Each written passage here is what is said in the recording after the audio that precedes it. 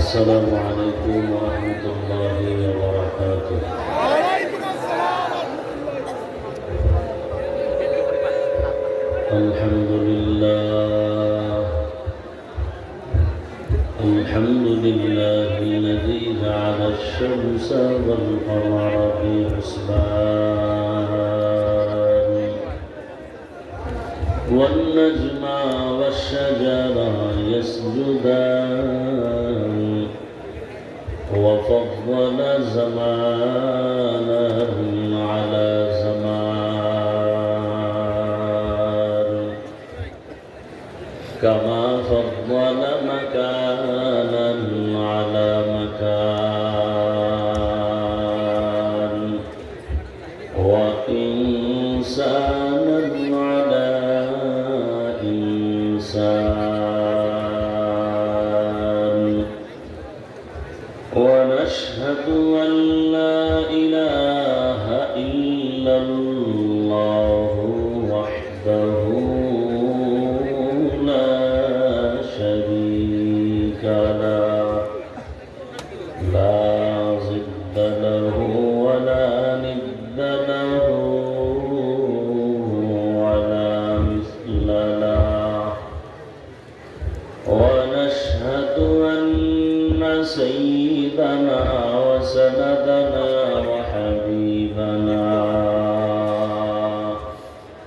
وحبيب ربنا وطبيبنا وطبيب قلوبنا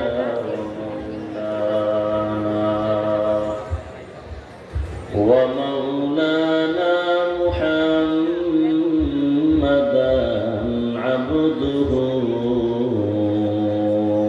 ورسوله اللهم صل على محمد النبي الأمي وعلى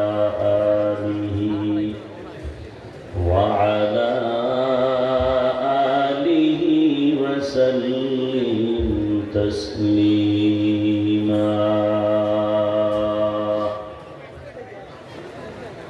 وبعد فأعوذ بالله من الشيطان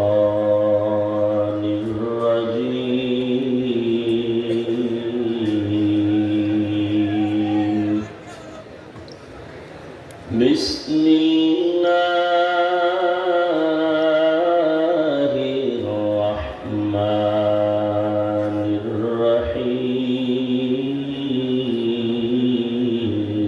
الرحيم يا أيها الذين آمنوا اتقوا الله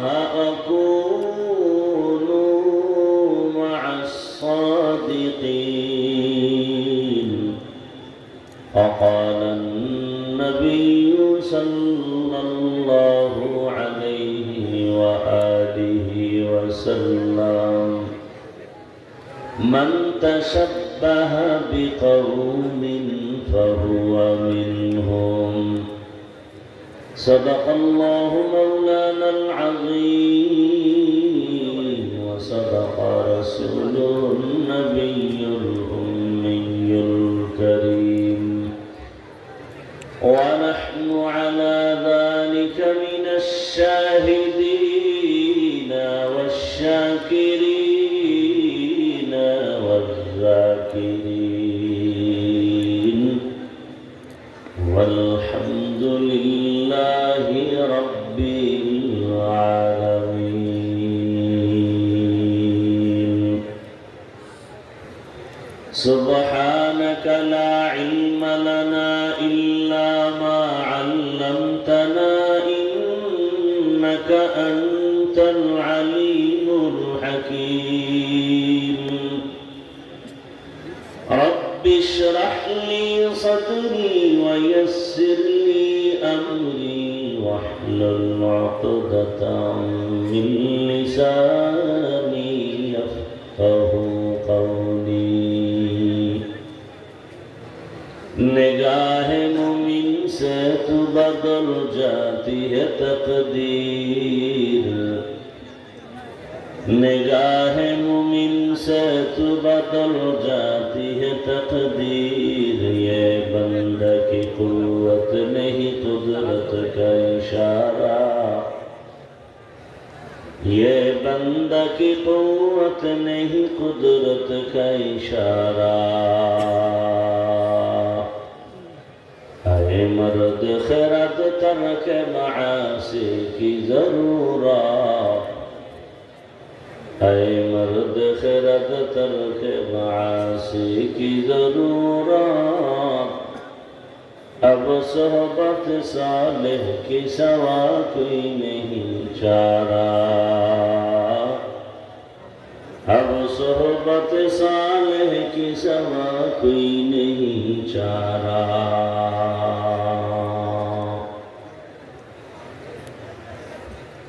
मरदूद है पीछे हमें खबर नहीं लेकिन,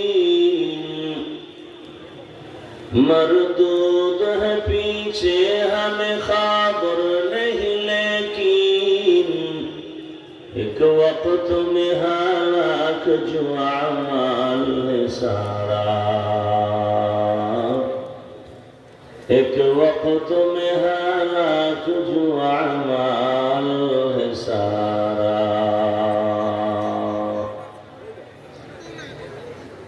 पीर कामिल हजरत सैयद बशारत अली रहमतुल्लाह अलैहि এর স্মরণে ভাড়েরা পীরবাড়ি দরগা শরীফ কর্তৃক আয়োজিত ইসালের সওয়াব ও ওয়াজ মাহফিল 20 ডিসেম্বর 2025 মহতি এ মাহফিলে উপস্থিত মোহতারাম সম্মানিত সভাপতি বৃন্দ, হযরত উলামায়ে কেরাম, অত্র অঞ্চলের বিভিন্ন স্থান থেকে আগত আল্লাহ পাকের আশিকিন, জাকিরিন, শাকিরিন, মুহিব্বিন, মুরব্বিয়ান এজাম, কলিজার টুকরা আমার সমবয়সী যুবক বন্ধুগণ, স্নেহের ছোট ভাই, পর্দার আড়ালে মা বোন, আল্লাহ পাকের দরবারে শুকর যে আল্লাহ আমাদেরকে দয়ার নজরে সুস্থ রেখেছেন, আলহামদুলিল্লাহ। জীবনের এক অমূল্য সম্পদ আমাদের সুস্থতা। টাকা পয়সা বাড়ি গাড়ি আপনাদের যা থাক না কেন, কিন্তু অসুস্থ হয়ে থাকলে জীবনের কোনো মূল্য নেই। আর টাকা পয়সা বাড়ি গাড়ি তেমন না থাকলেও যদি সুস্থ থাকি, এর থেকে সুখী জীবন আর নেই। আল্লাহ আমাদের সুস্থতাকে দায়েমান কবুল করেন। এখনো যারা অসুস্থ হসপিটালে, ঘরের বিছানায়, প্রত্যেককেই আল্লাহ পাক পূর্ণ সুস্থতার নেয়ামত দান করেন। যারা পৃথিবী ছেড়ে চলে গেছেন আমাদের আপনজনের মধ্যে, আবার কেউ দেশ রক্ষা করতে গিয়ে শহীদের দরজা নিয়ে চলে গেছেন। আলোচিত ব্যক্তি আজ সকলের প্রাণের প্রিয় ব্যক্তি, ভালো মা, ভালো বাবার প্রিয় সন্তান শরীফ উসমান হাদি।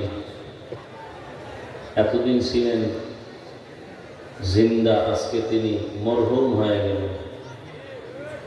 আল্লাহ তাকে শাহাদাতের মর্যাদা দান করেন,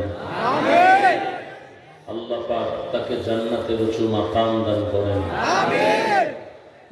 দোয়া করি আল্লাহ পাক এই এক হাদি উসমান হাদির মাধ্যমে আমার দেশকে হেফাজত করেন। দ্বিতীয় আর কেউ এরকম অকাতরে জীবনকে বিলিয়ে দিতে না হয়, আর এরকম কোনো ব্যক্তি, আমার কোনো যুবক যেন অকালেই ঝরে পড়ে না যায়।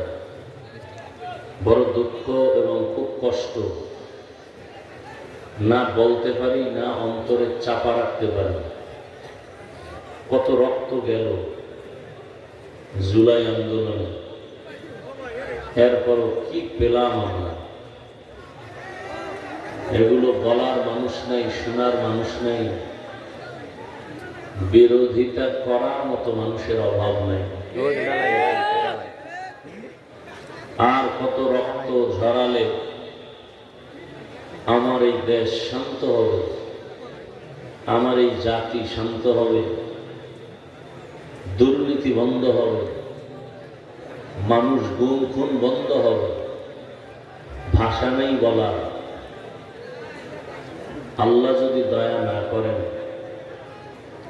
তবে আমরা ব্যক্তি হিসাবেও নিজেদেরকে কন্ট্রোলে নিয়ে আসা উচিত। গুনাহ থেকে বাঁচা দরকার। যত শাস্তি, যত বিপর্যয় আসতেছে, সব কয়েকদিন আগের সে আতঙ্ক ভেতর থেকে এখনো যায়নি।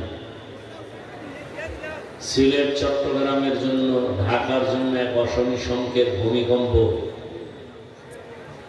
এক সেকেন্ডে গোটা দুনিয়াকে আল্লাহ পাক রব্বুল আলামিন স্তব্ধ করে দিতে পারেন। ভূমিকম্প হলে মানুষ বিদায় নেওয়ার সুযোগ হবে না। অনেকে বিল্ডিং ছেড়ে দৌড়ায় নিচে যায়, কি লাভ হবে? মাটিও তো ধসে যায়। আর এই সব কারণগুলো হাদিস শরীফে আল্লাহ রাসূল গুনাহের কারণে বলেছেন। বিশেষ করে জেনার গুনাহ, মদ পান করার গুনাহ, নেশার গুনাহ। মানুষ এখন গুনাহকে গুনাহ মনে করে না, প্রতিযোগিতা দিয়ে গুনাহ করতেছে। কয়েকদিন আগে শুনলাম কুকুরকে মারছে পিটাইয়া তারা, এই জন্য গোটা দেশ গরম। আর মানুষকে যে গুলি করে মারা হয়, এই ক্ষেত্রে আমরা যথেষ্ট পরিমাণ নীরব ভূমিকা পালন করি। মানুষ যখন মানুষত্ব হারিয়ে ফেলে, তখন ওই মানুষটা সূরাতে মানুষ থাকলেও আল্লাহ পাক বলেন এটা মানুষ না, এটা পশুর থেকেও খারাপ। একটা পশু মরলে কষ্ট পায়, মারলে কষ্ট পায়, আর আমরা এতটা নিকৃষ্ট যে মানুষ মারার পরে আমরা কষ্ট অনুভব করি। আল্লাহ হেদায়েত দান করুন। এমন একটি জায়গায় আপনারা হাজির হয়েছেন যে বরকতি জায়গা। রাসূলের হাদিস মতে এখানে বসা মাত্রই জীবনের সব গুনাহ আল্লাহ মাফ করে দিয়েছেন। এরকম একটা মজলিস আল্লাহ আরশে আজিমে ফেরেশতাদের মাধ্যমে আয়োজন করেছেন। ওই মজলিসে উত্তম শ্রোতা ফেরেশতারা, বক্তা আমার আল্লাহ। প্রশংসা বয়ান চলতেছে আমাদের প্রশংসা নিয়ে। আমরা প্রশংসা করি আল্লাহ, আল্লাহ প্রশংসা করেন আমাদের। আর ফেরেশতাদেরকে বলেন তোমরা সাক্ষী থাকো, আজকের এই মাঠে যারা ওই মজলিসে হাজির, আমি আল্লাহ এদের জীবনের সব গুনাহ মাফ করে দিই। এত বরকতপূর্ণ মজলিসে আল্লাহ আমাদেরকে দয়া করে নিয়ে আসছেন। আমরা কেউ জোর করে আসতে পারি? তো উলামায়ে হযরত আলোচনা করেছেন। আলোচনার পরেও চলবে সারা রাত।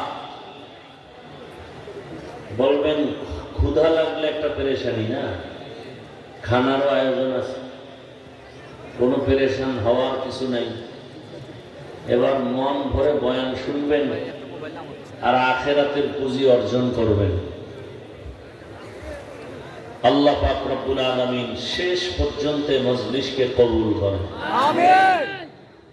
তো আমি আপনাদের দোয়া নিতে আসছি এবং সংক্ষেপ কিছু আলোচনার জন্য কোরআনে হাকিমের এক আয়াত, রাসূলের একটি হাদিস পড়েছি। তরজমাটা বলে কিছু ব্যাখ্যা আপনাদেরকে শোনাবার চেষ্টা করব। ওয়ামা তৌফিকি ইল্লা বিল্লাহ। ইয়া আইয়ুহাল্লাযীনা আমানুত্তাকুল্লাহা ওয়া কুনু মা'আস সাদিকিন। আল্লাহ বলেন, হে মুমিন, তোমরা তাকওয়া অর্জন করো তথা আমি আল্লাহকে ভয় করো। পৃথিবীতে আমার প্রিয় বান্দা যারা সত্যবাদী, আমার প্রিয় গোলাম, এদের বন্ধু হয়ে থাকো। নবীজি বলেন, মান তাশাব্বাহা বিকওমিন ফাহুয়া মিনহুম। দুনিয়াতে যেই ব্যক্তি যেই দলের সাথে, কওমের সাথে ভালোবাসা রাখবে, চলাফেরা উঠা বসা করবে, কিয়ামতের দিন তাদের সাথেই তার হাসর হবে। তরজমা শেষ, এবার ব্যাখ্যা শুনেন। হাদিসের উপরে কিছু কথা বলি অল্প টাইম, এরপরে আয়াতের উপরে কিছু কথা।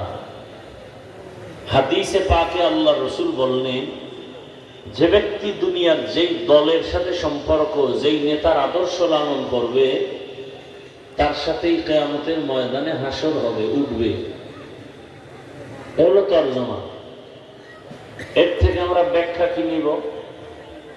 যে আমার সম্পর্ক যদি কোনো ব্যক্তির আদর্শ নিয়ে হয়, মানে আমি বান্দা রসুলের আদর্শ দিল থেকে ভালোবাসি, মহব্বত করি বিদায় টুপি পরেছি, দাড়ি রেখেছি, মদিনার পোশাক পরেছি। আপনারা মুসলমান, রসুলের উম্মত। আপনি যে আল্লাহকে মানেন, আমিও সে আল্লাহকে মানি। আপনি যে রসুল মানেন, আমিও সে রসুল মানি। আপনি যে কোরআন মানেন, সে কোরআন আমিও মানি। আপনি যে হাদিস অনুসরণ করেন, আমিও তা করি। আপনি যে কাবার দিকে ফিরে নামাজ আদায় করেন, ও কাবাকে আমিও শ্রদ্ধা করে নামাজ পড়ি। আপনার কালেমা আমার কালেমা একই কালেমা। আপনি যে ধর্মের নাম দিয়ে চলেন, ওই ধর্ম আমিও নাম দিয়ে চলি। অথচ আমি টুপি না দিলে লজ্জা পাইতে হয়, আর আপনি মুসলমান, নবী মানেন, ইসলাম মানেন, অথচ আপনাকে টুপির জন্য আমাকে আলাদা বয়ান দিতে হচ্ছে। আপনি টুপি পরতে চান না, আর আমি টুপি খুলতে চাই না। আপনি দাড়ি রাখতে চান না, আমি দাড়ি কাটতে চাই না। আমি নামাজ ছাড়তে চাই না, আর আপনি নামাজ পড়তে চান না। আপনাকে আলাদা নামাজের বয়ান দিতে হচ্ছে, আপনাকে আলাদা পোশাকের বয়ান দিতে হচ্ছে। আবার একদল মানুষ আপনাদের মধ্যে আছেন যে নামাজ পড়েন না তো পড়েনই না, আবার বলে নামাজ না পড়লেও আমার ইমান ঠিক, আমার আমল ঠিক, আমার দিল ঠিক। এই যে কতটা ধৃষ্টতাপূর্ণ কথা ইসলামের সাথে, এর কারণটা কি? কারণ এক নাম্বার, আপনি রসুলের আদর্শ মতো চলেন না। তাহলে আপনার আদর্শটা কার সাথে, এটা নির্ণয় করবেন, এবং ফলাফল এটাই যে তার সাথে হাসর। যেমন আমার বাংলাদেশের মধ্যে কিছু আল্লাহর বান্দা আছেন, এদের চুলগুলো মদিনার আদর্শের সাথে নাই, পোশাকটা মদিনার আদর্শের সাথে নাই। বলে, ভাই তোমার চুল এমন ডিজাইন কেন? বলে, আমি এক ক্রিকেটারের অনুসরণ করি। আছে না নাই? তাহলে আপনার অন্তরে রসুলের মহব্বতের তুলনায় ওই ক্রিকেটারের ভালোবাসা বেশি। এ কারণে তার আদর্শ মানেন, রসুলেরটা জবাই করেছেন। অতএব আপনাকে বলা চলে আপনার হাসরটা তাদের সাথে হবে। আবার আমার দেশে অনেকে আমরা স্লোগান দেই, আমরা মুজিব সৈনিক, আমরা জিয়ার সৈনিক, আমরা এরশাদের সৈনিক। তাহলে বোঝা গেল আপনার অন্তরের মধ্যে মহব্বত কোন দিকের বেশি। কেউ আবার বলেন আমরা আব্রাহাম লিঙ্কনের সৈনিক। তাহলে আব্রাহাম লিঙ্কনের গণতন্ত্রের সাথে মহব্বত তো কিয়ামতের দিন তাদের সাথে হাসর হবে। কথা বোঝেন নাই? এবার আমি আপনাদের থেকে জানতে চাই, আসলে কি আপনারা মুজিব সৈনিক না রসুল সৈনিক? তাও মিলাইন না, বুঝে শুনে বলেন।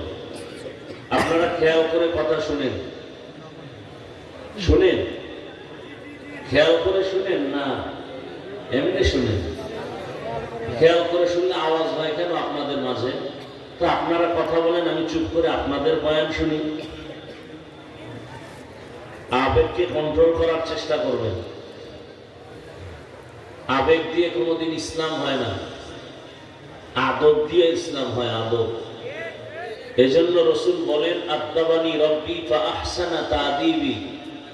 রব আমাকে আদব শিক্ষা দিছেন, তার দেয়া শিক্ষা আদবটা কত সুন্দর।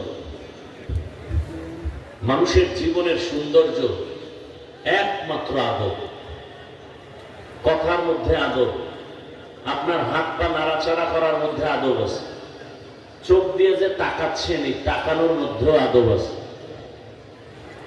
আপনি বসছেন, হাঁটতেছেন, খাইতেছেন, প্রত্যেকটা ক্ষেত্রে আদব। তেমন লেখাপড়া নাই, কিন্তু আদব নিয়ে চলেন, আপনার সম্মান বেড়ে যাবে। মান তাওয়াযা লিল্লাহ রাফাআহুল্লাহ। রাসূল বলেন, যে ব্যক্তি আল্লাহর জন্যই নিজেকে বিনয়ী করে রাখে, ছোট করে রাখে, আল্লাহই তার মর্যাদাকে অনেক উঁচু করে দেবে। খুব খেয়াল করবেন যে আমাদের মাঝে এগুলো বেশি ঝামেলা, বলতে গেলেও কষ্ট লাগে। কত বলা যায়, প্রত্যেকটা প্রোগ্রামেই বলি, এরপরও নিয়ন্ত্রণ কোনো নাই, না বাবা না মা না সন্তান, সবাই একই অপরাধের যাত্রী, সেটা হলো ওই মোবাইল। এখানে এত ঝামেলা কেন? কেউ ছবি তোলার নিয়ে ব্যস্ত, যেই লোকটা ছবি তুলবে এই ব্যস্ততায়, সেটা আমার মহব্বতে নেই, যে কারণে তার কারণে সে নিজেও ক্ষতিগ্রস্ত, আশেপাশের মানুষগুলোও ক্ষতিগ্রস্ত। আমি আপনাদেরকে অনুরোধ করব, আমি একটু আগেই বলছি, কথা বলার মধ্যেও কি আছে? আদব আছে। আর এটা এমন একটা বাড়ি, একেবারে পূর্বপুরুষরা পীর বংশ নামের পরিচিত এই বাড়িতে আপনারা বসছেন। আমার একটু দাবি থাকবে, আপনারা যতক্ষণ অন্তত আমার বয়ান শুনবেন, আমি জিজ্ঞাসা না করলে আপনারা কোনো আওয়াজ দিবেন না, এটা আমার অনুরোধ। এবং আওয়াজটা দিলেও স্বাভাবিক ভদ্র সন্তানের মতো আওয়াজ দিবেন, চিৎকার দিবেন না, এটা আমার অনুরোধ। কি বলবো আপনাদেরকে, আদবের মধ্যে এটাও একটা আদব, বড়দের সামনে উঁচু কণ্ঠে কথা না বলা। বড়দের সামনে উঁচু কণ্ঠে কথা না বলা, এটা একটা আদব। আর বড়দের মধ্যে সব থেকে বর্তমান বড় কারা? উলামায়ে কেরাম। আর উলামায়ে কেরাম কারা? ওয়ারাসাতুল আম্বিয়া। তো কোরআন শরীফের আয়াত, রসুলের সামনে উঁচু কণ্ঠে কথা বলা হারাম। সেই রসুলের প্রতিনিধি, সেই রসুলের ওয়ারিস, সেই রসুলের কলিজার টুকরা উলামায়ে কেরাম যেখানে আছেন, আর ওখানে নবী আসবেন না। অতএব তাদের সামনে উঁচু কণ্ঠে কথা বলা উচিত না। হারাম বলবো না, উচিত না। মুরব্বীরা এগুলো শিখেন, সন্তানদের শিক্ষা দেন। আমি হাফিজুর রহমানের কোনো পুঁজি নেই। বঙ্গোপসাগর কুয়াকাটার থেকে বহু তুফানকে পেরিয়ে এখানে আসি। এই চেয়ারে বসতে আমি ঘুমের থেকে উঠে বসি নাই। এখানে বসতে বহু বহু পরিশ্রম, কষ্ট, চোখের পানি আর ত্যাগ আর কোরবানি। আর আমার জীবনের সব থেকে বড় কোরবানি আমার আদব। আমি কোনোদিন মা বাবা, কোনো মুরব্বীর সাথে আজও পর্যন্ত বেয়াদবি করিনি। অনুরোধ থাকলো, সবাই চান সম্মান, সবাই চান বড় হতে। বড় হওয়ার একমাত্র সিঁড়ির নাম আদব, এছাড়া ভিন্ন কোনো সিঁড়ি নাই। অতএব বড় হওয়ার চিন্তা থাকলে নম্র, ভদ্র, শালীন ভাষায় কথা বলেন। আপনাকে মানুষ এতটুকু বলুক, ছেলেটা ভদ্র, আর কিছু দরকার নাই। এটা আপনার জীবনের সফলতার একটা পুঁজি। আপনাকে যদি বলে লোকটা খুব ভদ্র, এটা আপনার জীবনের বড় এক পুঁজি, উপরে উঠা, সম্মান পাওয়া। আল্লাহ বুঝার তৌফিক দান করেন। আমিন। এখানে আপনারা কত হাজার মানুষ, এর থেকে 1000 গুণ যদি আমি বলি, কত গুণ? এই প্যান্ডেলের আশেপাশে যারা আছেন, এখানে যারা আছেন, এর থেকে আরো 1000 গুণ বেশি যদি মানুষ একই জায়গায় বসবাস করে, একদিন 1 ঘন্টা না, টানা 3 দিন দেখতে যাবেন, কক্সবাজার যান ঘুরতে, সিলেটে জাফলং যান, মাঝে মাঝে ঘুরতে যাবেন, বড় বড় আল্লাহ আল্লাহর দরবারে যাবেন, চরমনাই যাবেন দেখতে, মানুষ কি কয় দেখে আসি তো, দেখতে যাবেন, অভিজ্ঞতা হবে। বহু জায়গায় যান, কোনো আওয়াজ নেই, টোটালটা নিয়ন্ত্রণ। এত কিছু কথা বলা লাগলো শুধু আপনাদের আওয়াজটাকে কন্ট্রোল করার জন্য। এতক্ষণ এই কথাগুলো বলতে হলো আমার। এরপর ওই গেটের সামনে আমার কিছু যুবক বাবারা কেন যে এখানে কথা বলে আল্লাহ ভালো জানেন। আর এত সুন্দর আয়োজন দেখে তো শয়তানের ঘুম নাই, যে মানুষ এখান থেকে কিছু ধ্বংসের পথে নেওয়া যায় কিভাবে, বয়ান যেন শুনতে না পায়। আর শয়তান তো শুধু একটা না, হাজারো ধরনের শয়তান, এবং 3 ভাগে ভাগ করা। এক শয়তান জিন আগুনের বানানো, ওরা এই প্যান্ডেলের বাইরে আছে, গেলেই ধরে ফেলবে। আর এক শয়তান মাঝখানে আপনাদের ডানে বামে সামনে পেছনে বসা, এই শয়তান হলো নাস, মানুষ শয়তান। আর এক শয়তান আপনার বডির মধ্যে আছে, এটা হলো নফস শয়তান। এত শয়তানের ধাক্কা খাইয়া নিজেকে ইমানের বলে বলিয়ান রেখে বয়ান শোনা বড় কঠিন বিষয়। আল্লাহ আমাদের সব ভাইকে হেদায়েতের দৌলত দান করেন। তাহলে আপনাদেরকে জিজ্ঞাসা করতেছিলাম তো এই কথাটা, আপনারা আসলে কি মুজিব সৈনিক না রসুলের সৈনিক? আপনারা জিয়ার সৈনিক না রসুলের সৈনিক? এরপরও বলবেন না, না বললে তো 2-1 পয়সা পাওয়া যায় না। কিছু পয়সা পাই, এরপরে আবারও একটু পয়সা পাবো নির্বাচনের আগের রাতে, তাও তাহাজ্জুদের টাইম, বরকতের সময়, তখন আরো কিছু বস্তা পাবো টাকার হাদিয়া। জিয়ার সৈনিক না বললে তো টাকা আসবে না। আমি বলবো, আপনি জিয়ার সৈনিক বলবেন কি না বলবেন সেটা আপনার একান্ত বিষয়। যেহেতু আপনি মুমিন মুসলমান, সে জবাব আপনি আল্লাহর কাছে দিবেন। আপনি মুজিব সৈনিক দাবি করবেন কি না সেটা আপনার একান্ত বিষয়। কিন্তু মুসলমান হিসাবে আপনাকে এইরকম একটা স্লোগান দেওয়া দরকার ছিল না যে আমরা রসুল সৈনিক? কই, এইভাবে তো একটা স্লোগান দিলেন না। আমার নেতা তোমার নেতা সব বললেন, রসুল যে আপনার আমার তা বললেন না কেন? মুসলমান হিসাবে তো এটা বলে মাঠে ময়দানে বলা উচিত ছিল যে আমরা রসুল সেনা, কোনো ভয় করি না, কোনো কই বললেন না তো, ময়দানে আসলেন না তো, নেতার বিরুদ্ধে কথা বললেন, লাঠি মিছিল করেন, বক্তার বয়ান বন্ধ করে দেন। রসুলের বিরুদ্ধে কথা হয়, সেখানে আপনার জবানটা বন্ধ থাকে কেন? কোরআনের বিরুদ্ধে কথা বলা হয়, সেখানে আপনার জবান বন্ধ কেন? আযানের বিরুদ্ধে কথা বলা হয়, সেখানে আপনার জবানটা বন্ধ কেন? এত মুসলমান থাকতে, এত মাদ্রাসা, এত মসজিদ, এত আলেম ওলামা থাকার পরেও কেন আজ আমরা অবহেলিত, বঞ্চিত, লাঞ্ছিত, অপমানিত? কেন এখনো আমার বোন ধর্ষিতা হবে? কেন এখনো বাবার সামনে মেয়েকে উলঙ্গ করে ধর্ষণ করা হবে? কেন এখনো স্বামীর সামনে স্ত্রীকে উলঙ্গ করে ধর্ষণ করা হবে? কেন এখনো পাথর দিয়ে মানুষ মারা হবে? জুলাই আন্দোলনে এটা চেয়েছিলেন? কারণটা কি? কোনো কারণ নাই।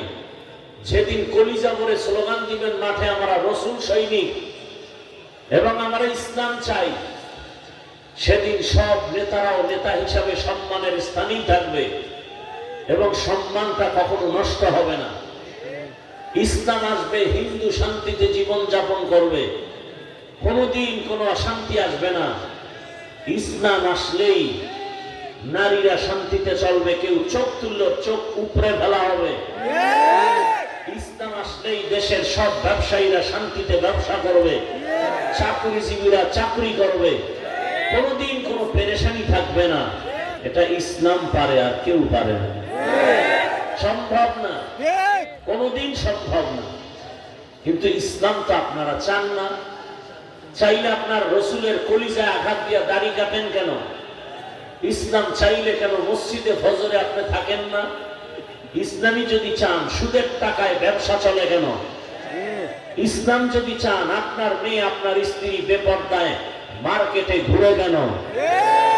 এ কথা বলার মানুষ নাই, শোনার মানুষ নাই, বিরোধিতা করার মানুষের অভাব নাই। অন্তর নষ্ট হয়ে গেছে। আল্লাহ হেদায়েত দান করুন। আমিন। যুবকদেরকে বলবো, আমার কলিজা দিয়া ভালোবাসতে আসছি, কাউকে আঘাত করতে আসি নাই। আমি সকলের পায়ে হাত দিয়ে রসুলের আদর্শওয়ালা বানাতে আসছি, কাউকে লাথি মারতে আসি নাই। অতএব কেউ আমাকে ভিন্ন দিকে মনে না করে আপন মনে করো। এবং এক একটা যুবক ওসমান হাদির মতো ঈমানের সাথে গর্জন দাও। এক ওসমান হাদি চলে গেছেন, তোমরা প্রত্যেকেই কোটি কোটি যুবক নতুন করে ওসমান হাদি হয়ে দাঁড়াও। কিসের ভয় বলো? কিসের ভয় বলো? কিসের ভয় আমাকে বলো?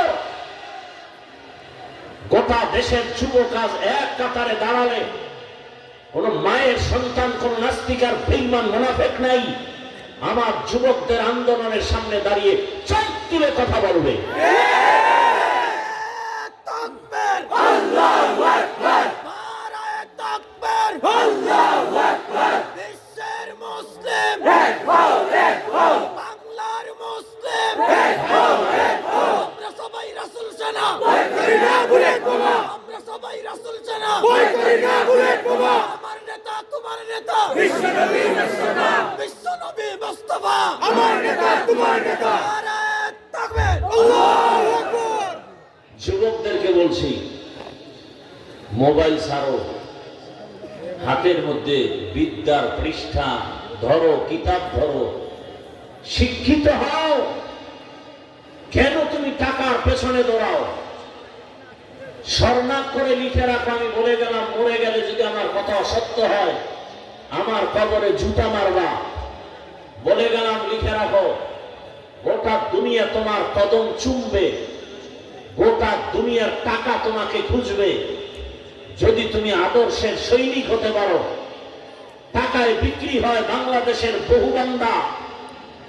মানুষ কোনো না কোনো উপায় জেনে ফেলে ওসমান হাদিকে টাকা দিয়ে কিনতে পারে নাই। এ কারণেই হামলা। ওসমান হাদিকে টাকা দিয়ে কিনতে পারলে হামলা হতো না। যুবক, তুমি ওসমান হাদির মতো দাঁড়াও, গোটা দুনিয়া তোমার পেছনে ঘুরবে। সুলতান সালাউদ্দিন আইয়ুবীর মতো দাঁড়াও। কিসের ভয়? আমার আল্লাহ নাই, তো ভয় কেন? তোমরা তো শাহজালালের মাটির সন্তান, তোমরা তো শাহপরানের মাটির সন্তান, তোমরা তো মাদানী রহমাতুল্লাহ আলাইহির রুহানি সন্তান। সিলেটের জমিনে হুঙ্কার আসবে, সিলেট থেকে হুঙ্কার দাও, আমরা টাকায় বিক্রি হব না। টাকায় বিক্রি হয় পশু, মানুষ টাকায় বিক্রি হয়। পশু টাকায় বিক্রি হয়। একটা মুরগি কিনতে যাও 500, 1000, একটা খাসি কিনতে যাওয়া 20,000, একটা গরু কিনতে যাও 1 লাখ। ভোটের আগের রাত্রে মানুষ তুমি 500 টাকায় বিক্রি হও। মানুষ টাকায় বিক্রি হতে পারে না, পশু টাকায় বিক্রি হয়। তোমার ইসলাম মানতে বাধা কেন? তোমার পেছনে আমরা অনুসরণ করব। এক একটা যুবক, এক একজন ডিসি হও, এসপি হও, ওসি হও, ডাক্তার হও, প্রফেসর হও। হোমিওপ্যাথিক ডাক্তার জাকির নায়েক, কি ডাক্তার? হোমিওপ্যাথি। কি যুবকরা নাম জানো না? কি নাম? জাকির নায়েক। কে চিনে না তাকে? সবাই। টাকার কারণে চিনে না, মাত্র। Homeopathic doctor, doctor Zakir Naik, গোটা দুনিয়া তার জন্য পাগল। টাকার কারণে না, আদর্শের কারণে। কিসের কারণে? আদর্শের কারণে। চরিত্র ঠিক করে সামনে আগাও, গোটা দুনিয়া তোমার কদম চুম্বন করবে। কিসের টাকার পেছনে? তুমি 2 হাত দিয়ে টাকা নিয়ে তুলে দিতে পারবা? এত পরিমাণ টাকা তোমাকে খুঁজবে। তুমি আদর্শ নিয়ে লেখাপড়া করে তুমি দাঁড়াও। আমি একবারও বলছি না তুমি আমার মতো হাফিজুর রহমান হুজুর হও। আমি বলছি না তুমি মাওলানা মুফতি মুহাদ্দিস হও। আমার দেশে মাওলানা মুফতি মুহাদ্দিসের অভাব নাই। আমার দেশে আদর্শ ডাক্তারের অভাব, আদর্শ ইঞ্জিনিয়ারের অভাব, আদর্শ ডিসি, এসপি, ওসির অভাব, আদর্শ প্রফেসরের অভাব। আজকে আমার দেশের থানা জেলার সব ওসি, ডিসি, এসপি আদর্শবান নামাজি হতো, তাহলে কোরআনের বয়ান চলতে গিয়ে কোনো সুদখোরের অনুমতি নিতে হতো না। আল্লাহ সবাইকে সহিহ বুঝ দান করেন, হেদায়েতের দৌলত আমাদেরকে দান করেন। আমিন। লেখাপড়া করো। শুধু সিলেটের ডাক্তার না, গোটা দুনিয়াতে তোমাকে টানবে। শুধু আদর্শ ঠিক রাখো। যার পিছনে দৌড়াচ্ছ, বর্তমানে মনে রাখো কথাগুলো, মানুষ মারতে দুশ্মন লাগে না, নিজের বন্ধুই যথেষ্ট। দুশ্মন লাগে না। তুমি যাকে নিয়ে উঠো বসো, ঘুমের মধ্যে থাকো, ঘুমের পরে তার নিয়ে চলো, সেই রেডি তোমাকে মারার জন্য। একদিন স্বার্থে আঘাত লাগবে, পরের দিন কাফন কিনে ফেলবে তোমার জন্য। এখন আর মানুষ মারতে শত্রু লাগে না, আপন বন্ধুটাই একদিন তোমাকে ছুরির আঘাত করবে, তুমি অনুভব করতে পারবা না, মায়ের থেকে বিদায় নিতে পারবা না। আর এগুলো বন্ধ হবে না যতদিন পর্যন্ত ইসলাম না আসবে, আল্লাহর ভয়, তাকওয়ার মেডিসিন না আসবে। আর এ কারণে ওলামায়ে কেরামের সাথে সম্পর্ক রাখা দরকার। কারণ এই দুনিয়াতে একমাত্র নিঃস্বার্থ উম্মতের বন্ধু ওলামায়ে কেরাম। আর সব স্বার্থপর। সব কি স্বার্থপর? স্বার্থে আঘাত লাগলেই দল থেকে নাম কাটবে না, বরং দুনিয়া থেকেই তোমার নাম কেটে দেবে। আমি বানায় বলতেছি কাহিনীগুলো, এই কথা বলবে কে? এই যে সামান্য কয়েকটা কথা এখন বললাম, আগামী জুমায় আমার এই কথাগুলো আপনাদের সিলেটের আশেপাশের কোন মসজিদে যদি খতিব সাহেব বলেন তো তার হালাত কেমন হবে? মসজিদে সম্মান বেড়ে যাবে কি? কমিটি বলবে 1 মাসের ছুটি। কি ভাই, কারণটা কি? বলে শিয়ালের হাতে মুরগি আমানত। কার হাতে? এই যুবক, কার হাতে? শিয়ালের হাতে মুরগি আমানত দাও ভালো কাজ। শিয়ালের হাতে মুরগি রাখলে যা হয়, মাদ্রাসা মসজিদের চাবি সুদখোর ঘুষখোরের হাতে রাখলে তাই হবে। আল্লাহ হেদায়েত দান করুন। আমিন। তো যার সাথে যে মহব্বত রাখবে, কিয়ামতের দিন তার সাথে তার হাসর হবে। এটাকে আমরা বাংলায় একটা ছন্দ বলি না, যার সাথে যার মহব্বত তার সাথে তার কিয়ামত। অতএব আপনার মহব্বত যদি আলেম ওলামা কোরআনের সাথে থাকে, রসুলের আদর্শের সাথে থাকে, দেখবেন আপনার সম্মান বেড়ে যাবে। আচ্ছা, আমাকে এবার বাস্তবে বলেন, রসুলের আদর্শওয়ালা কি জেনারেল লাইনে নাই? Doctor, professor, engineer, OC, DC, SP সংখ্যায় কম, কিন্তু 5 ওয়াক্ত নামাজি দাড়িওয়ালা আছে না নাই? বাস, আর কোনো ওয়াজ লাগবে না। তোমাকে প্রশ্ন করো তুমি, যে তোমার লাইনের বান্দা চাকরি করে, ব্যবসা করে, নামাজ পড়ে, দাড়িওয়ালা, তুমি পারো না কেন? এর একমাত্র কারণ তোমার বন্ধুটা লাইন মতো নাই। সৎসঙ্গে স্বর্গবাস, এ কথাই আল্লাহ বলেন, ইয়া আইয়ুহাল্লাযীনা আমানুত্তাকুল্লাহ ওয়া কুনু মা'আস সাদিকিন। আল্লাহ বলেন, আমাকে ভয় কর, ভয় করার মতো ভয় করো। ভয়ের নাম তাকওয়া। দুনিয়ার কাউকে তুমি ভয় করবা না। মানুষ সাপ দেখলে ভয় পাও, কিন্তু আল্লাহর ভয় যে অন্তরে নিয়ে চলবে, ওই বান্দা সাপকে ভয় করবে না, বরং সাপ তাকে ভয় করবে। হরকে দারত খৌফে হকদার দিল মদনম জন্নতুল মাওয়া তেহদ উরা মাকাম জুজবা হক চীজে মখাস ইনসজা ফজলে উআ মস্তি দর জুমলা জাহা। কাকে ভয় করব? কথা বলেন না কেন? আল্লাহকে। কাকে? আল্লাহকে। আল্লাহর নামটা বলতে কষ্ট লাগে না? একটু কষ্ট লাগবে, কারণ যে এটার কি আপনি বুঝাই, বোতল পায় আপনাকে, বোতল পানি, বোতল, বোতলের মধ্যে যদি পানি থাকে, এটাকে উপর করলে কি পড়বে? বুঝেন না আমার কথা? বোতলের মধ্যে যদি মধু থাকে, উপর করলে কি পড়বে? আপনি সারাদিন বিড়ি টানলে কি আল্লাহর নাম আসবে? হ্যাঁ, হাসিয়েন না, আমি হাসির কথা বলি না। লজ্জার কথা, বড় লজ্জার কথা। দুনিয়াতে যদি কোনো ফাওয়া আকাম থাকে, আকাম কিছু আকাম আছে, এটা লাভ আছে। যেমন মদ পান করে, এটার মধ্যে একটা লাভ আছে না নেই? শরীরে শক্তি হয়, এনার্জি হয়, কথা ঠিক না? এ কারণে লঙ্গি অর্ধেক খুইলা বউরে মা কয়া ডাক দেয়, কথা ঠিক না? কিন্তু ফাও আকাম যেটা কোনো লাভ নাই, দুনিয়াতে যত ফাও আকাম আছে কিন্তু বড় ফাও আকামের নাম বিড়ি টানা। এটার মতো কোনো ফাও আকাম নাই, কোনো লাভ নাই, হুদা। কি বিড়ি টানলে কোনো লাভ আছে? হারাম কোনো লাভ নাই। যদি কেউ প্রমাণ দিতে পারো আমাকে দাও, আমিও বিড়ি টানব। যদি কোনো লাভ থাকে যে হ্যাঁ বিড়ি টানলে চেহারা নূর বাড়ে, বিড়ি টানলে ঠোঁটগুলো লাল হয়, কি সিলেটের মানুষ বিড়ি টানলে ঠোঁট লাল হয়? কি হয়? কালো হয়। তোমার কলিজা আরো কালো। আল্লাহ হেদায়েত দান করুন। তো ভয় করবো কাকে?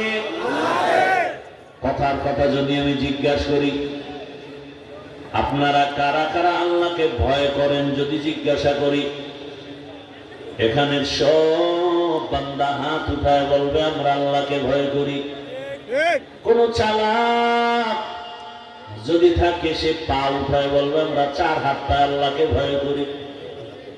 আর চালাক যদি হয় বলবে আমরা হুজুরদের থেকে আল্লাহকে বেশি ভয় করি। অথচ এখানে এমন আশেক আছেন নামাজ ঠিক মতো আদায় করেন না, তারপর বলেন আল্লাহকে ভয় করি। পর্দা বিধান ঠিক মতো মানেন না, এরপর বলেন আল্লাহকে ভয় করি। হালাল ভাবে জীবন যাপন করেন না, বলেন আল্লাহকে ভয় করি। আর আমরা যারা নামাজ আদায় করি, পর্দা করি, হালাল খাই, নামাজ রোজা টুপি সব ঠিক, আমরাও বলি আমরা আল্লাহকে ভয় করি। বলেন দুই ভয় কি সমান? মূলত আপনি নামাজ বাদ দিয়ে যে ভয় করেন এটা ভয় না, ভয় বুঝেনই না। উদাহরণত আমি বলি, একটা সন্তান মা বাবাকে ভয় করে, প্রমাণ কি? বলে মা বাবার সামনে অন্যায় করে না, কেন? বলে শাস্তির ভয়। একটা ছাত্র শিক্ষকের ভয় করে, প্রমাণ? বলে শিক্ষকের সামনে ছাত্র অন্যায় করে না, কেন? বলে শাস্তির ভয়। শাস্তির ভয়ে যদি একটা ছাত্র শিক্ষকের সামনে অন্যায় থেকে বেঁচে থাকে, একটা সন্তান মা বাবার শাস্তির ভয়ে যদি অন্যায় থেকে বেঁচে থাকে, জমিনে যেই বান্দা আসলেই আমার আল্লাহর আযাবের ভয় করবে, ওই বান্দা গলায় ছুরি লাগাবে, দাড়ির মধ্যে অস্ত্র লাগাবে না।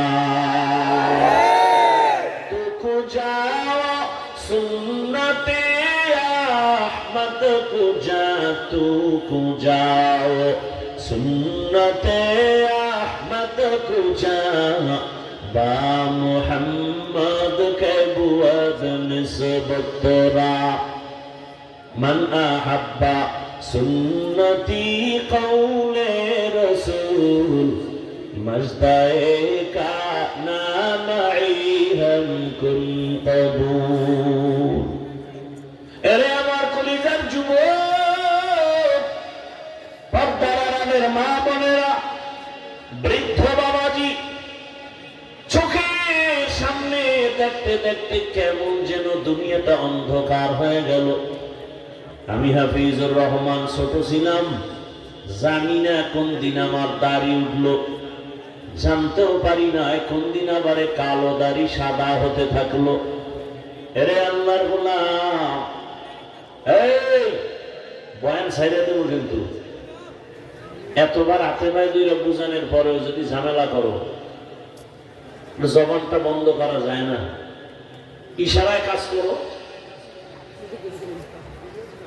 এরে আমার যুবক বাবারা, তোমাদের সিলেটের কলিজার টুকরা আমার ডান পাশে এই যে সন্তানটা বসা, বিশ্বনাথ বাড়ি, এই ছেলেটা বয়স কত? 25 বছর বয়স। এ কিন্তু আমাকে ছবিও দেখাইছে, প্যান্ট শার্ট পরা, দাড়ি নাই, টুপি নাই, দুনিয়ার খারাপ লাইনে চলতে গিয়া আজ এতটা সম্মান সিলেটের সরকারি কলেজের অধ্যাপকের দায়িত্ব পালন করে, ক্লাস করে। কেউ কইবে এটা অধ্যাপক। বিশ্বনাথ বাড়ি 200 প্রায় কলেজের স্টুডেন্ট ওর কাছে কোচিং করে, 200 ছাত্র ছাত্রী। আমি বললাম তুই এই লাইনে আসছো কেমনে? এখন জিজ্ঞাসা করছি কেমনে আসলি? বলে একদিন আমি রাতের বেলা খেলতেছি, বাসায় এসে মোবাইল হাতে নিয়ে গান শুনতেছিলাম, গান হঠাৎ একটা বয়ান দেখতেছি, বয়ানের হেডিং দেখতেছি, যার বয়ানে হাজারো যুবকের কান্না। আমি টাচ করলাম, বয়ান চলতেছে কিয়ামতের আযাবের বয়ান। ও বলতেছে, হঠাৎ আমি শুনতে শুনতে আমার চোখ থেকে পানি এসে গেল, শরীরের মধ্যে যেন এক ঝালঝালা কম্পন শুরু হলো। বয়ানের শেষে যখন আপনি সব যুবকের বলছেন হাত উঠাইয়া তওবা করো, আমি মোবাইলটা রেডি রেখে আমিও হাত উঠাইয়া কান্না করে তওবা করেছি। মোবাইলে তওবা করছি, হাত উঠাইয়া ফজরের সময় মসজিদে চলে গেছি। আজ এক ওয়াক্ত নামাজ বান্দা, জীবনটা চলে যায়, নামাজ ছাড়ে না। ওর বাবা ওর ভাই সব এই লাইনে নিয়ে আসে, কল্পনাও করা যায় না। কই না খাইয়া তো মরে নাই রে বাবা। আজকে জিজ্ঞাসা করলাম, এই অবস্থায় কলেজে যাও, প্যান্ট শার্ট পরো না? কয় না, কলেজে গিয়ে আমি ওই এমসি কলেজে ক্লাস করি, 2টা সাবজেক্ট আমি পড়াই। ক্লাসের মধ্যে ছেলে মেয়েরা আমাকে দেখা মাত্র সব ভেতরে যায়। আরো বলল, কয় হুজুর আপনি যে সোমবার আর বৃহস্পতিবার রোজা রাখেন, নফিল রোজা, আমার কলেজের ছাত্র ছাত্রীদের মধ্যে আমি বুঝাইয়া এমনি বলেছি, ওদের মধ্যে বহুজন রোজা রাখে সোমবার বৃহস্পতিবার। আল্লাহর পথে চললে না খায় মরে। সিলেটের জমিনের যুবক, কোথায় তোমার ঈমান, কই আমল, কই তোমার ভবিষ্যৎ? ভালো করে লিখে রাখো। যদি তোর লেখাপড়ার চরিত্র সুন্দর না হয়, যত বড় টাকাওয়ালা হও না কেন, টাকার মাস্তানিতে খাইয়া কইরা মরতে পারবি, তবে সম্মানের চেয়ার জীবনে পাবি না, চরিত্র যদি ভালো না থাকে। আর চরিত্র যদি সুন্দর হয়ে যায়, শুধু সিলেট না, গোটা দুনিয়ার মানুষ তোমাকে চিনে ফেলবে, তুমি একটা আদর্শের সন্তান। অনুরোধ করে বলছি রে বাবা, আল্লাহ তাআলা বলেন আমাকে ভয় কর। তোমার লাইনের যুবক স্কুল কলেজে লেখাপড়া করে, দাড়িওয়ালা অভাব নাই। ঢাকা কলেজে যাও, মাথায় পাগড়ি, বড় দাড়ি, বড় জামা পরে কলেজে ক্লাস করে, বহু ছাত্র, অভাব নাই। RAB, army, police, BDR, doctor, professor, engineer, 5 বেলার নামাজ পড়ে, চাকরি করে, ব্যবসাও করে। তোমার অন্তরে কেন কবুল করে না? একমাত্র কারণ তোমার উপরে আমার আল্লাহ বেজার হয়ে আছে গুনার কারণে। জীবনে তো কম গুনাহ করো নাই, মনে চাইছে দাড়ি কেটে ফেলেছো, মনে চেয়েছে নামাজ বাদ দিয়া বিড়ি পান করেছো, পার্কে পার্কে দৌড়াইছো, সারাটা রাত দরওয়াজা জানালা বন্ধ করে মোবাইল চালাইছো, চোখের জেনা, হাতের জেনা, জবানের জেনা করে করে রাত কাটিয়ে ফেলেছো। কখন 2টা 3টা রাত্র বাজছে খবর নাই। ফজরের আজানের আগে হঠাৎ চোখে ঘুমে চাপ দিছে, মোবাইলটা ফালাইয়া তুমি ঘুমায় গেছো। ঠিক এমন একদিন ঘুম হবে, সকাল 10-11টায় কলিজার মা ডাকবে, বাবা উঠো। এমন একদিন আসবে আর উঠবা না। মা শরীর টাচ করে দেখবে বরফের মতো ঠান্ডা, চিৎকার দিয়ে বলবে বাবায় জিন্দা নাই। মানুষ যখন মরে যায় পুরো শরীরটা শক্ত হয়ে যায়, বরফের মতো ঠান্ডা হয়ে যায়। মা চিৎকার দিয়ে বলবে কই কই আমার সন্তান, সব চলে গেল। এই সিলেটের কথা এক বয়ানে আসছি, বয়ানে আসি আমার কাছে দোয়া চায় আর কান্না করে, হুজুর আমাদের একদল যুবক আপনার বয়ানে আসার সময় রাস্তায় অ্যাক্সিডেন্ট হয়ে মারা গেছে। আর এক জায়গায় শুনলাম তাও সিলেটে বয়ান শেষ মুনাজাত দিয়া বাড়ি যাওয়ার সময় রাস্তায় অ্যাক্সিডেন্ট হয়ে কয়েকটা যুবক মারা গেছে।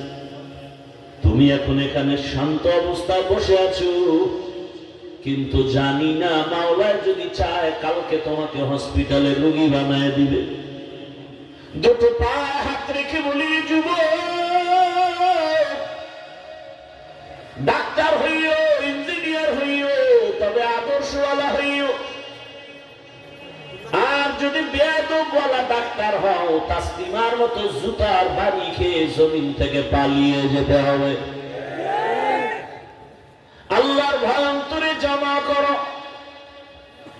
এই ভয়ের নাম তাকওয়া, এই ভয়ের নাম খৌফ, এই ভয়ের নাম খাশিয়া। আমার আল্লাহর ভয়। এই ছেলেটারে জিজ্ঞাসা করলাম তোমার নাম কি? নামটা বলছে কিন্তু নামটা ইসলামী নাম না। বললাম বাবা ভালো একটা নাম কি রাখতে পারো না? বলে হুজুর আপনি নাম রেখে দেন। কি রাখছেন? আব্দুল হক নাম রেখে দিয়েছে। একটু আগে বলে হুজুর আমার ওই নামে তো সার্টিফিকেট সব 30,000 টাকা লাগবে, টোটালটা পরিবর্তন করে যদি আব্দুল হক লেখায় দিই। আমি বললাম পারলে লেখায় দাও, তোমার ভবিষ্যৎ প্রজন্ম যারা জানবে তোমার নাম আব্দুল হক। মুসলমানের ঘরে সুমেল জিমেল এই নাম থাকতে পারে না। ওই যে এখানে একটা ছেলে আরবি বক্তব্য দিয়েছে, মাদ্রাসার ছেলে, নাম কি বলছে? রুমেল বলছে। রুমেল এটা একটা মুসলমানের নাম হতে পারে? সন্তানের নাম হিমেল, হ্যাঁ, হৃদয়, সবুজ, গম্বুজ, আর নাম পায় হাসি, খুশি, বৃষ্টি, তুফান। তুফান আছে না? না হাসেন। মুসলমানের নামে গজব লাগছে কি? আমার ইসলামটা এতটা ছোট বানায় ফেললেন, আমাদের ইসলামটাকে এত দুর্বল বানায় ফেললেন কেন? সারা দুনিয়াতে খুঁজো, হিন্দু ধর্মের ভেতরে, খ্রিস্টান ধর্মের ভেতরে, ইহুদি ধর্মের ভেতরে, সারা দুনিয়া খুঁজো, আব্দুর রহমান একজন নাম বিধর্মীর ঘরে আছে। কথা বলেন না কেন? সারা দুনিয়ায় রহিমা নামের কোন মেয়ে আছে, কিন্তু তোমাদের লজ্জা কই? ঘরে ঘরে ঘরে ঘরে কেন বিধর্মীদের নাম? আমার কোরআনটা কি দুর্বল? আমার আল্লাহর দ্বীন ইসলামটা কি দুর্বল যে তুমি ভিন্ন বেঈমানের নাম রাখ?